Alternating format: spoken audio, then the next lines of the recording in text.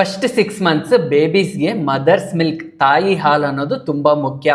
6 months complete ಆದಮೇಲೆ baby ಗ್ರೋತ್ಗೆ ತಾಯಿ ಹಾಲು ಜೊತೆಗೆ ನೀವು ಸಾಲಿಡ್ ಫುಡ್ ಅನ್ನೋದು ಸ್ಟಾರ್ಟ್ ಮಾಡಬೇಕಾಗತ್ತೆ. ಈ ಟೈಮಲ್ಲಿ ಪೇರೆಂಟ್ಸ್ಗೆ ತುಂಬಾನೇ ಡೌಟ್ಸ್ ಇರುತ್ತೆ, ಯಾವ ಫುಡ್ ಸ್ಟಾರ್ಟ್ ಮಾಡಬೇಕು, ಹೇಗೆ ಸ್ಟಾರ್ಟ್ ಮಾಡಬೇಕು. ಯಾಕಂದ್ರೆ ಮಗು ಡೈಜೆಸ್ಟಿವ್ ಸಿಸ್ಟಮ್ ಇನ್ನೂ ಮೆಚೂರ್ಡ್ ಆಗಿರಲ್ಲ, ಇನ್ನೂ ತುಂಬಾ ಡೆಲಿಕೇಟ್ ಇರುತ್ತೆ.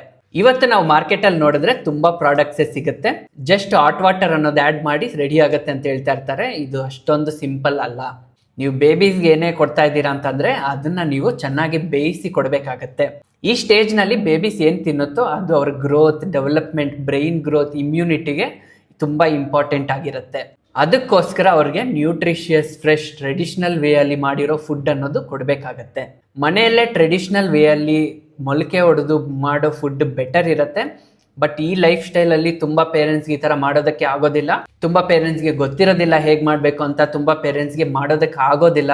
ಈ ಥರ ಇರೋ ಪೇರೆಂಟ್ಸ್ಗೆ one of the best option ಅಂತಂದರೆ ಮಿಲ್ಲೆಕ್ಸ್ ಮದರ್ಹುಡ್ ಪ್ರಾಡಕ್ಟ್. ಇದು ಟ್ರೆಡಿಷನಲ್ ಆಗಿ ಮನೇಲಿ ಹೇಗೆ ಮಾಡ್ತಾರೋ ಆ ಥರನೇ ಮಾಡಿರ್ತಾರೆ. ಮತ್ತೆ ಇದರಲ್ಲಿ ಯಾವುದೇ ಶುಗರ್ಸ್, ಆರ್ಟಿಫಿಷಿಯಲ್ ಸ್ವೀಟ್ನರ್ಸ್ ಮತ್ತೆ ಪ್ರಿಸರ್ವೇಟಿವ್ಸ್ ಏನು ಆ್ಯಡ್ ಮಾಡೋದಿಲ್ಲ. ಎಸ್ಪೆಷಲಿ ಪಿಕ್ಕಿ ಈಟರ್ಸ್ ಇದ್ದಾರೆ ಮಕ್ಕಳು ಅಂತಂದ್ರೆ ನೀವು ಇದು ಆಪ್ಷನ್ನ ಚೂಸ್ ಮಾಡ್ಕೋಬಹುದು. ಇದು ಅಮೆಝಾನ್ ಮತ್ತೆ ಫ್ಲಿಪ್ಕಾರ್ಟ್ ಅಲ್ಲಿ ಕೂಡ ಅವೈಲೇಬಲ್ ಇರುತ್ತೆ. ನೀವು ಈಸಿಯಾಗಿ ಆರ್ಡರ್ ಮಾಡ್ಕೋಬಹುದು. ನಿಮ್ಗೆ ಬೇರೆ ಏನೇ ಡೀಟೇಲ್ಸ್ ಬೇಕಂದ್ರೆ ಇವ್ರ ವೆಬ್ಸೈಟ್ ಕೂಡ ವಿಸಿಟ್ ಮಾಡ್ಬೋದು.